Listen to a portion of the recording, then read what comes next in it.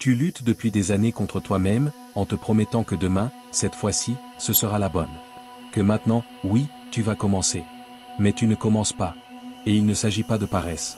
C'est quelque chose de plus sombre, plus profond, plus silencieux. La procrastination n'est pas seulement une mauvaise habitude.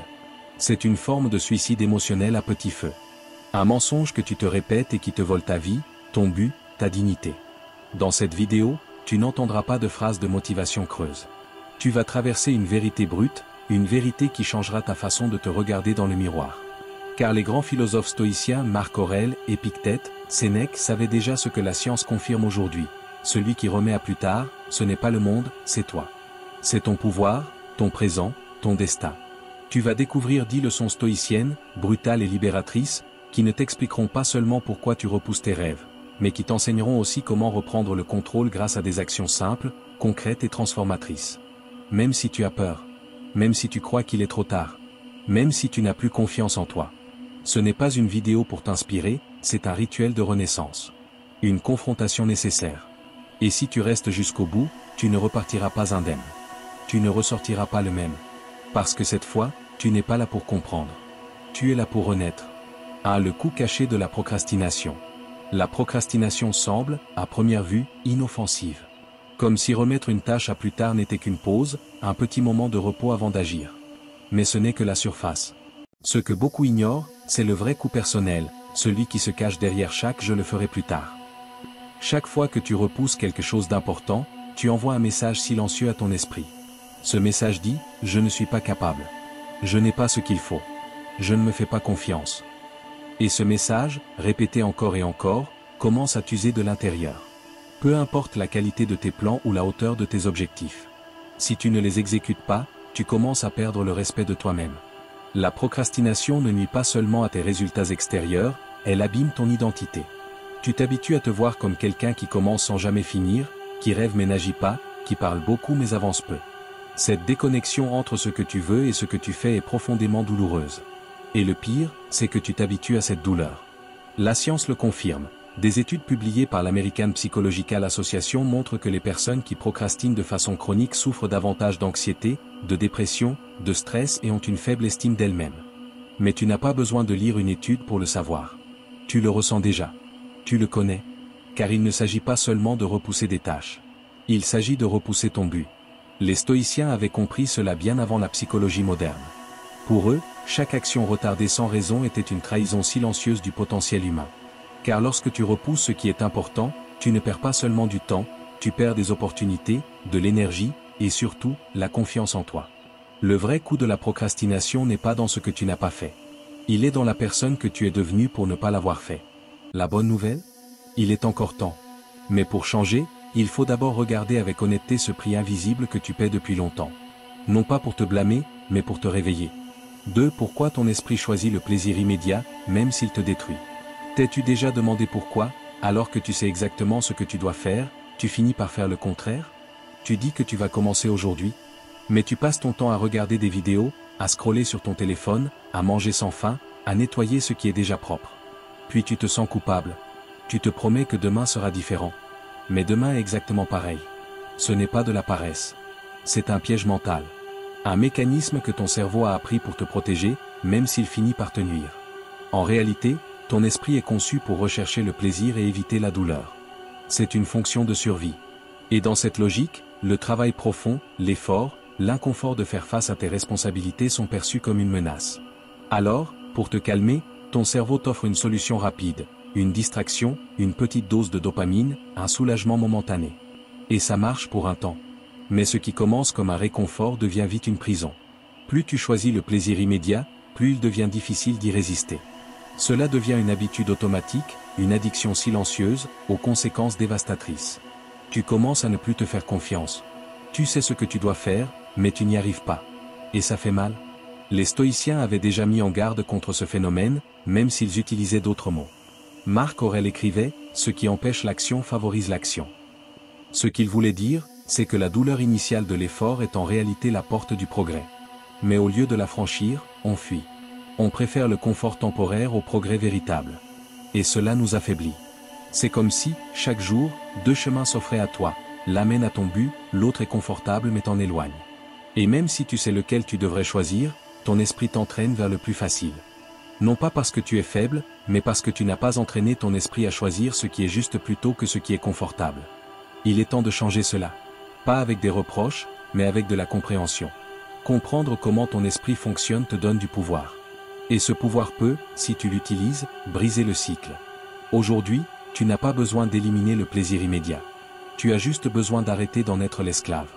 3. Le mensonge du « je suis plus efficace sous pression ». Combien de fois t'es-tu dit que tu travaillais mieux sous pression? Que tu as besoin du stress de la dernière minute pour te concentrer? Que ce n'est pas de la procrastination, mais une sorte de rituel créatif? Ça semble convaincant, n'est-ce pas? Mais au fond, tu sais que ce n'est pas vrai. Ce discours n'est qu'un masque, une justification raffinée pour cacher quelque chose de plus profond, la peur. La peur de commencer. La peur de te tromper. La peur de découvrir que tu n'es pas aussi près que tu le croyais. Dire que tu es plus efficace sous pression, c'est une forme sophistiquée d'auto-illusion. Car en réalité, tu attends juste le moment où tu n'as plus le choix. Quand l'échéance te force à agir. Mais ça, ce n'est pas de la productivité. C'est de la survie. Oui, peut-être que tu finis par faire ce que tu devais faire. Peut-être que le résultat est même acceptable. Mais le prix émotionnel est énorme, anxiété, stress, épuisement. Une lutte mentale constante entre ce que tu sais devoir faire et ce que tu remets toujours à plus tard. Tu te convaincs que tu fonctionnes ainsi. Mais en réalité, tu fuis ton engagement envers ta meilleure version. Les stoïciens n'auraient jamais cru à ce mensonge. Pour eux, l'action opportune était un acte de vertu. Épictète l'exprimait clairement, n'attends pas que le futur résolve ce que tu peux décider maintenant. Car celui qui reporte perd sa force. Et celui qui perd sa force perd le respect de lui-même. Travailler sous pression, ce n'est pas de l'efficacité. C'est le chaos déguisé en créativité. Le vrai pouvoir, c'est d'agir sans attendre une crise. De te mouvoir par intention, non par peur. Et quand tu choisis d'agir sans dépendre de l'urgence, quelque chose change en toi. Tu commences à avoir confiance en ta parole. À respecter ton propre temps. À reprendre le contrôle. Parce que tu n'as pas besoin que le monde s'écroule pour bouger. Tu deviens quelqu'un qui agit parce qu'il l'a choisi. Pas parce qu'il n'a plus d'autre option. Alors pose-toi la question avec honnêteté, es-tu vraiment plus performant? Ou es-tu simplement en train de survivre à ton propre chaos? 4. Ce que les stoïciens savaient déjà sur le fait de repousser l'essentiel. Pour beaucoup, procrastiner est un mal moderne.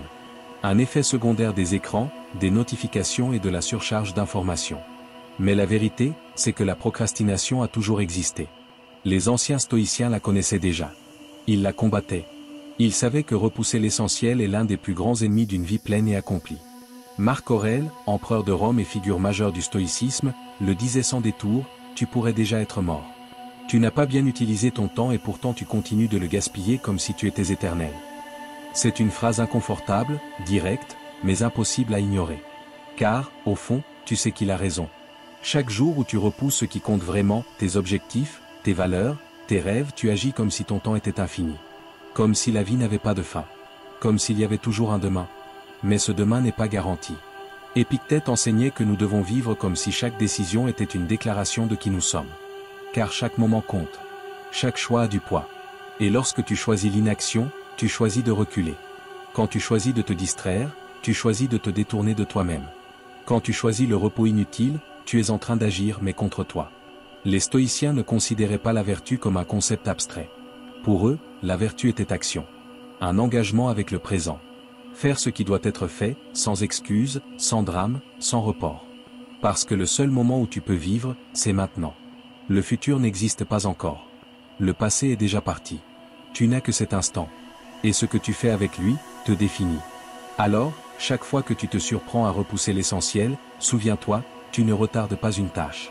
Tu retardes ton évolution. Tu t'éloignes de ton but. Tu renonces, sans t'en rendre compte, à ta propre grandeur. Le stoïcien n'attend pas le moment parfait. Il le crée. Il le bâtit à travers de petites actions, répétées avec constance et conviction. Parce qu'il sait que chaque instant compte.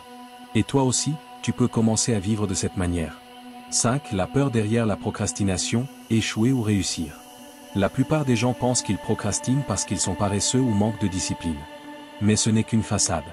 La vérité est plus inconfortable, plus cachée. Derrière chaque excuse, derrière chaque « je le ferai demain », se cache quelque chose de bien plus puissant, qui agit en silence, la peur. Oui, nous repoussons les choses parce que nous avons peur. Peur de ne pas être à la hauteur. Peur d'échouer. Peur de commencer quelque chose et de découvrir que nous ne sommes pas aussi bons que nous l'imaginions. Peur de faire face à nos limites, à nos blessures, à nos insécurités. Mais, et c'est ce que personne ne dit, nous avons aussi peur de réussir. Oui, cela peut sembler étrange, avoir peur du succès. Réfléchis un instant. Si tu réussis, que se passe-t-il ensuite? Plus de responsabilités. Plus d'exposition. Un plus grand engagement envers cette nouvelle version de toi-même.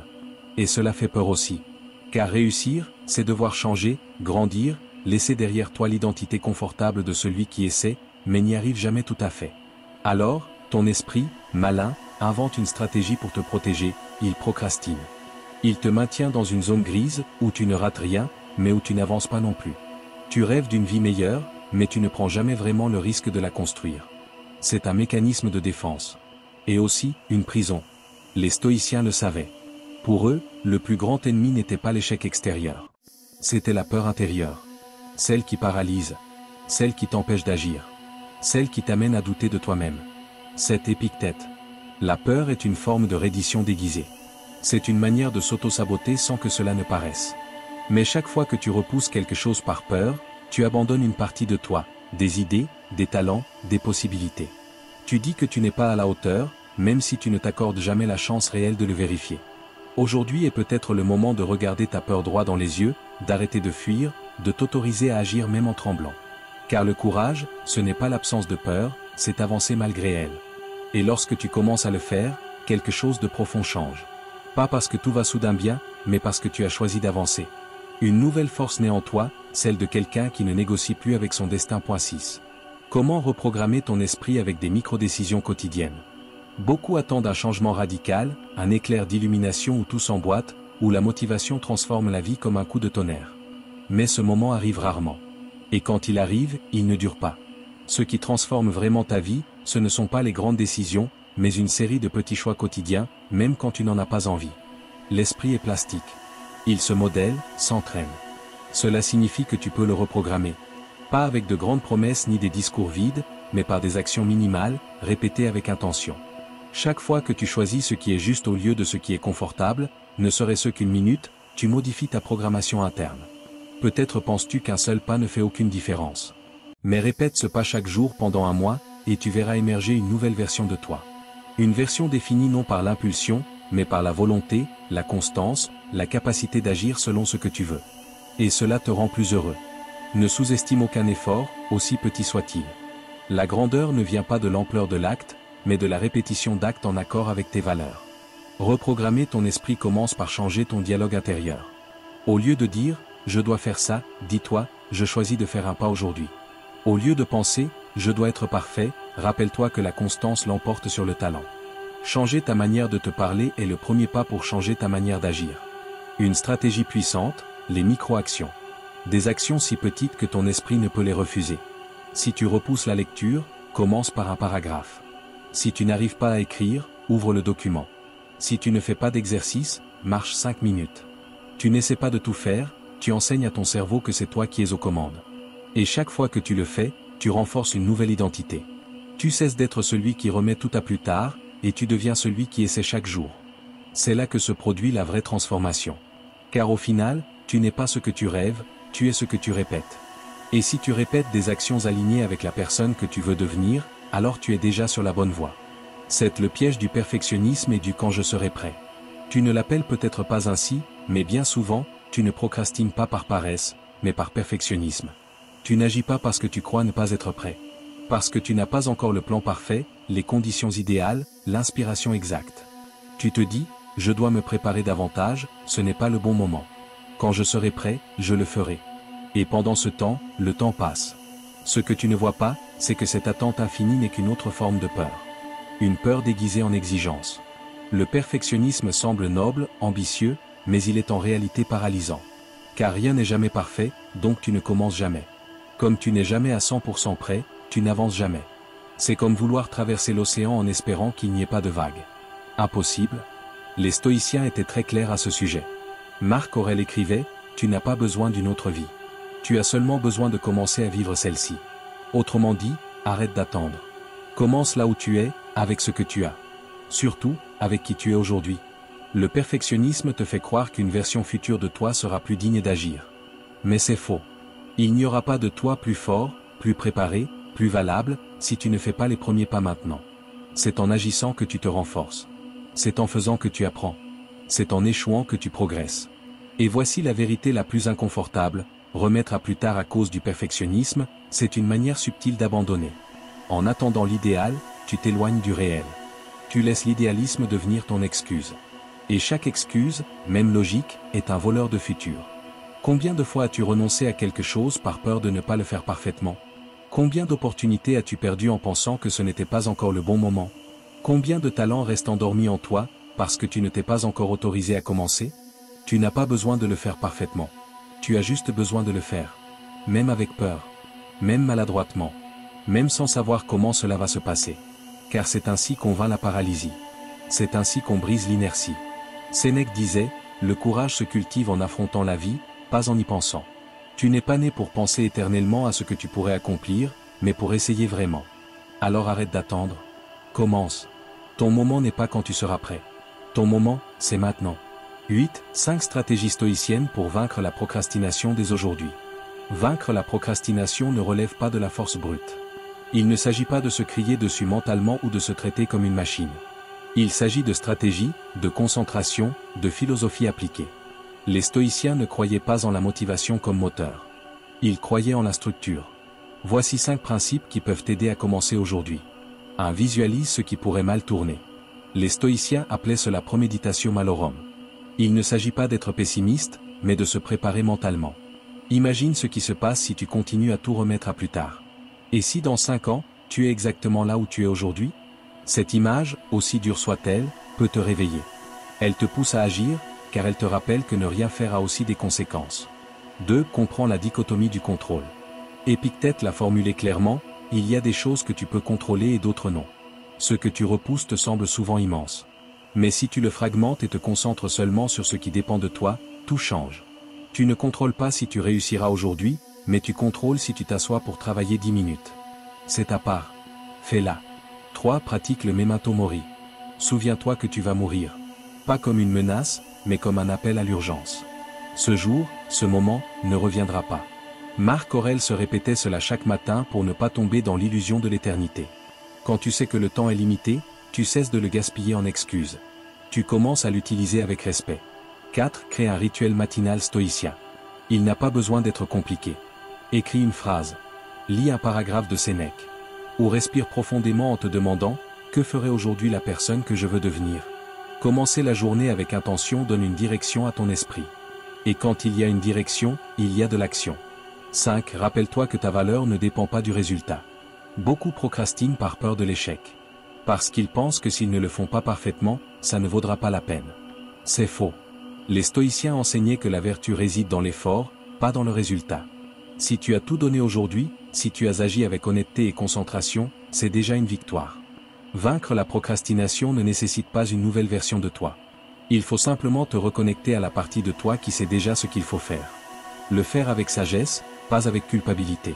Et te rappeler, comme le disait Épictète, que tu n'es pas né pour ramper, mais pour agir avec grandeur.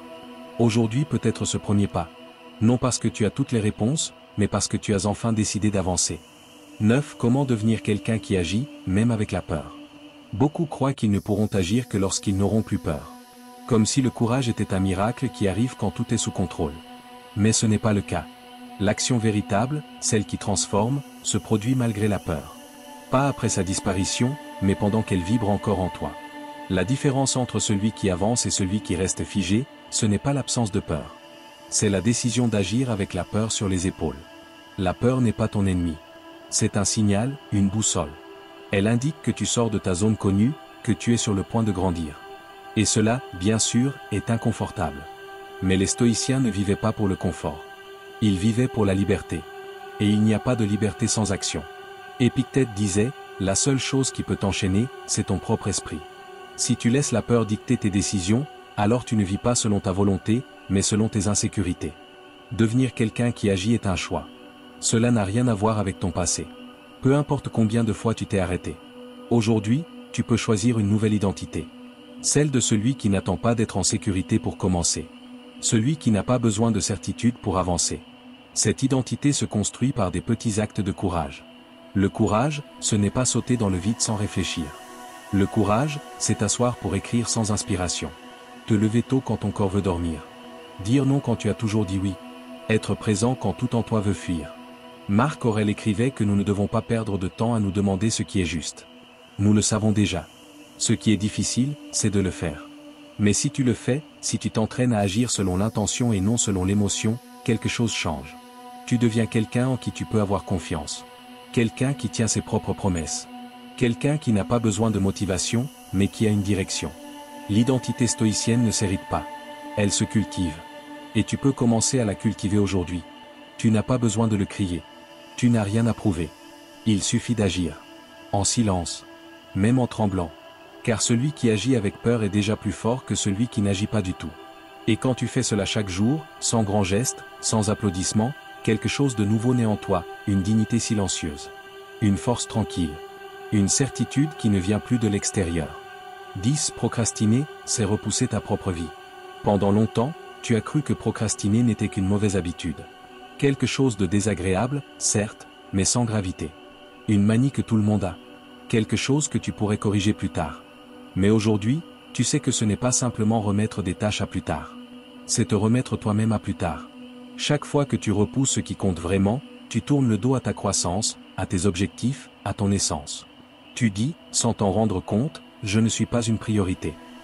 Et chaque fois que tu répètes ce message, quelque chose en toi se fissure. Ta confiance, ton élan, ta vision de l'avenir. Parce qu'il n'y a pas de futur sans action. Et pas d'action sans décision. Les stoïciens n'attendaient pas le moment parfait. Ils ne croyaient pas aux promesses creuses. Ils croyaient en une vie vécue avec intention. En une discipline qui ne naît pas de la punition, mais du respect.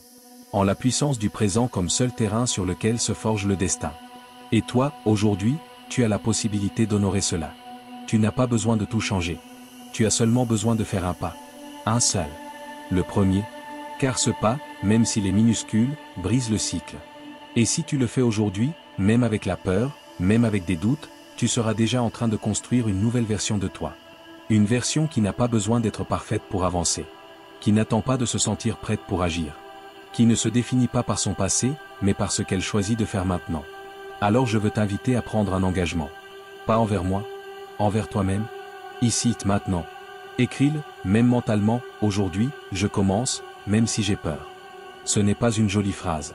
C'est une décision silencieuse. Une affirmation stoïcienne. Le premier pas d'un long chemin. Et souviens-toi toujours de ceci, procrastiner ne t'enlève pas la responsabilité. Cela te vole seulement le temps. Le jour où tu cesseras de négocier avec ta grandeur, ce sera le jour où tu commenceras à vivre pour de vrai. Ta vie ne commence pas demain. Elle commence maintenant. Si ce message a résonné en toi, ne l'ignore pas. Partage-le avec quelqu'un qui remet aussi sa vie à plus tard. Mets un j'aime, si tu sens qu'aujourd'hui, tu t'es parlé avec plus de vérité. Et surtout, abonne-toi à cette chaîne si tu es prêt à vivre avec plus d'intention, plus de courage et plus de conscience. Nous ne sommes pas là seulement pour t'amuser. Nous sommes là pour te réveiller. On se retrouve dans la prochaine vidéo.